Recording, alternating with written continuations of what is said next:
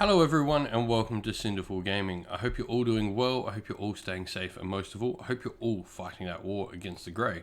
Today we got our first preview article in a while for the Warhammer Age of Sigmar Battletome Orruk Warclans, and in particular looking at the particular sub-faction, if you will, of Orruks called the Kruleboyz, our brand new sneaky Mork worshipping Orruks in Age of Sigmar.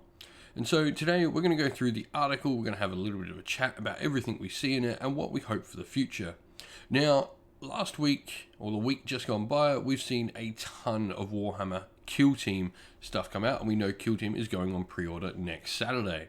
So my thought, if we see maybe another article, would be that hopefully we're going to see the pre-orders for both the battle tomes for Kruleboyz and for Stormcast Eternals, if indeed we do start seeing Stormcast Eternal rules, which we have already seen some of. We've seen the Stormkeep stuff. Hopefully we're going to be pre-order on not this Saturday, but the Saturday following, which the date of that would be Saturday the 28th of August, and that would be our last chance to have these battle tomes in August when we were promised. So that's very likely. I think that that's going to be our pre-order date. But anyway, let's get looking at this article. It's entitled Gobsprakk uses swampy magic, bad smells, and a screaming plant to dominate the battlefield. And so it goes about talking a little bit about who exactly Gobsprakk is. This is the named character shaman that's on top of the giant vulture thing here, which is just amazing. I mean, this vulture model is awesome. I have absolutely loved the monsters we've been getting for Kruleboyz. It really does take me back to Stormcast Eternals, funnily enough. Because Stormcast Eternals, one of the great things they've got is they've got this wide range of cool beasts. They've got everything from little tiny Griffhounds to their giant Taurolons and Stardrakes, and of course all the new dragons we're going to see. But I really like that another faction is getting to explore these weird and wondrous creatures. Lumineth Realmlords do this as well. We've obviously got the horses, and we've got Selenar himself, and the weird thing that the Lord Regent rides. And so I just like when armies have a wide variety, like their own little zoo of creatures, because these creatures help bring the mortal realms to life. So that's something I really am liking about the Kruleboyz. We've of course got the murder doggos, we've got all the little grot buddies, and then we've got the weird Troggoths and Sloggoth, and then we've got the giant vulture, which is just amazing.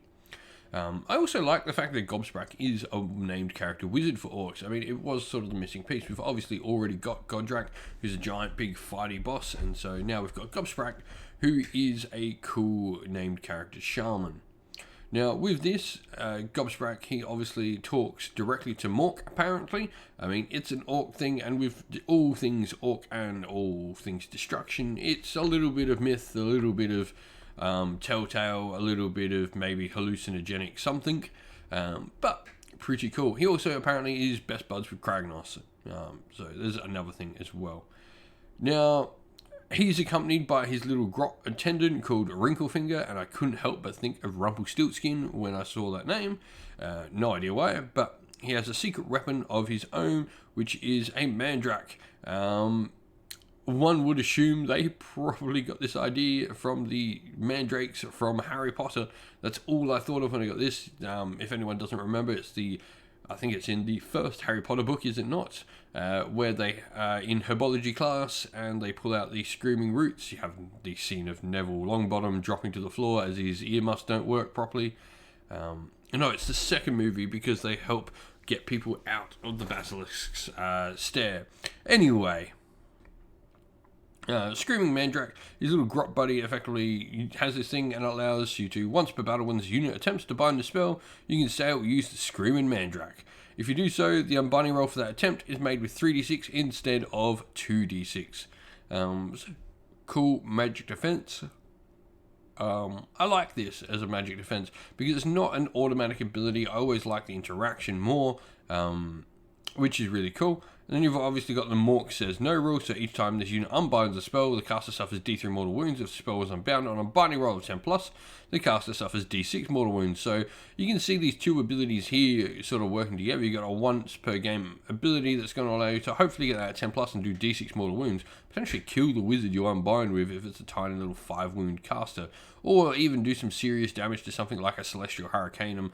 And even maybe sneak a couple of wounds through on some of the big bads like Nagash, etc. So pretty cool. I mean, 3d6 is great as well for a dispel. That's going to allow you to be able to do some good defensive magic. I like that he's actually got good magic defense.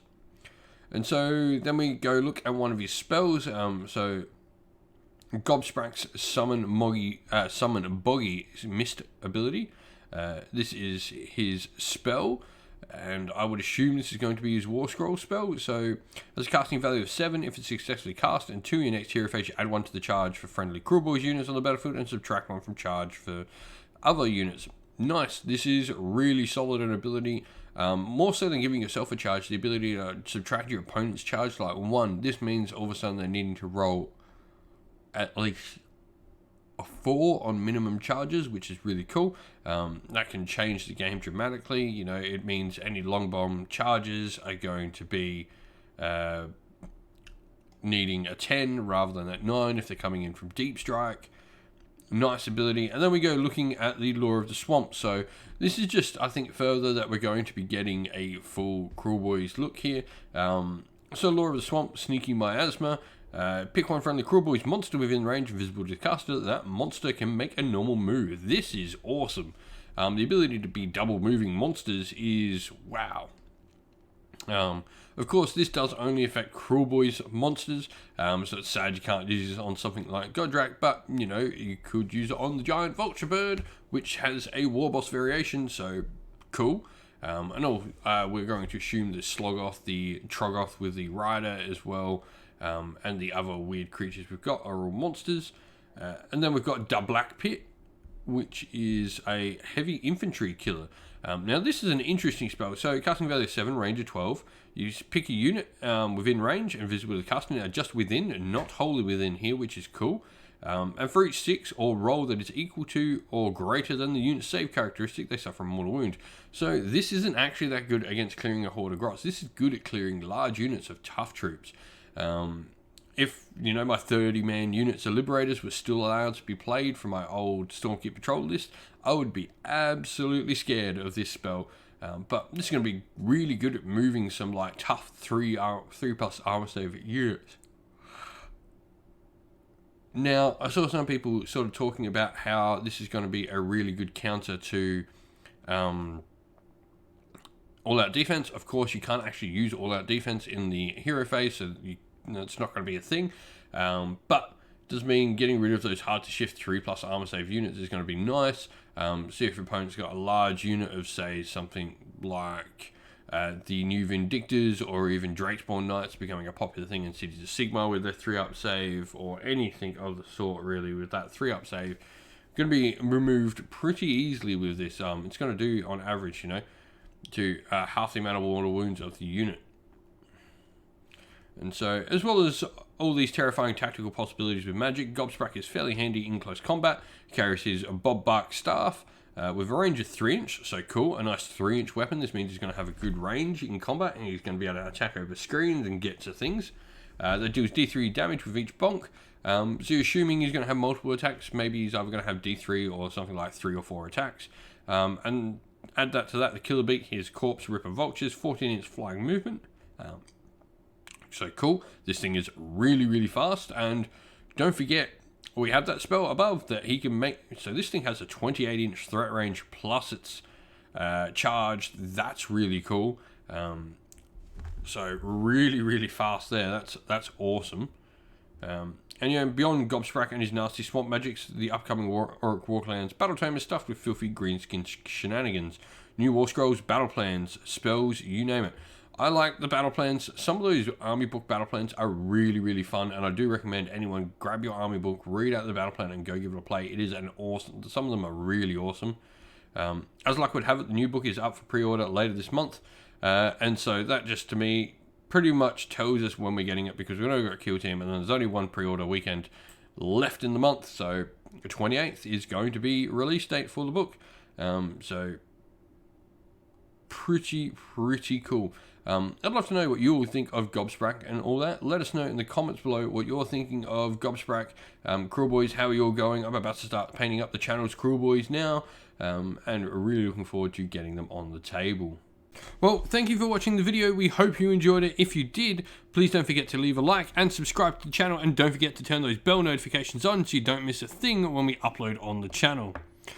Now, next up, you can also come and chat more with us on our Discord server, which we've got a link to in the description of the video, and we've also got links there as well to our merch store on Teespring.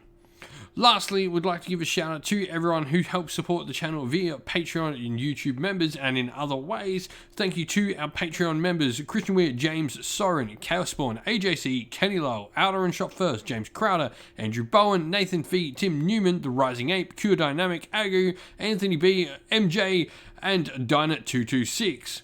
And thank you to our YouTube members: Green Roots Gaming, Kenton Young, Steve T, The Real Zeop, Chris Wallace, Truriah12, Vinny, Locke Lorick, Matt Mollum, and Becca Kinska Groupie. A special thank you as well to Lady Witchfox Art, who does all the amazing art for the channel, and to Xmorphic, who does a fantastic job at helping moderate our Discord server and keep everything nice and working there. If you'd like to help support the channel in a way like we've just seen, you can do so by finding the links to both Patreon and YouTube members in the description of the video. Thank you all for watching again though. Stay safe everyone, stay well, and most of all, keep fighting that war against the grey. Ciao for now.